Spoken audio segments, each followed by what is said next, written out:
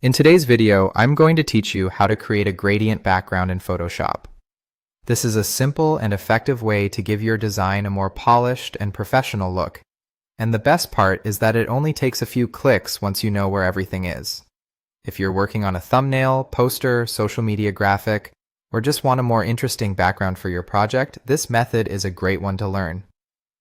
To get started, look at your background layer in the Layers panel and press the lock on that background layer.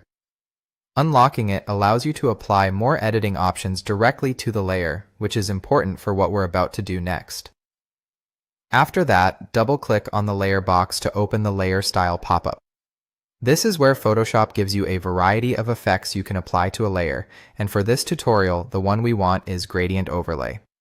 Once the Layer Style window appears, check the box for Gradient Overlay, and then click directly on the words as well.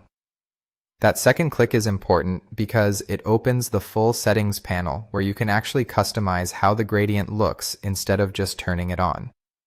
Now you'll see the gradient options, and one of the first settings you can adjust is the opacity. This controls how strong or subtle the gradient appears on your background. If you want a softer effect, lower the opacity a bit.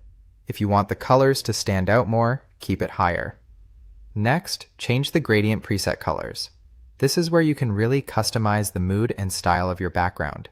You can choose something bright and vibrant, soft and minimal, or dark and dramatic depending on the project you're creating.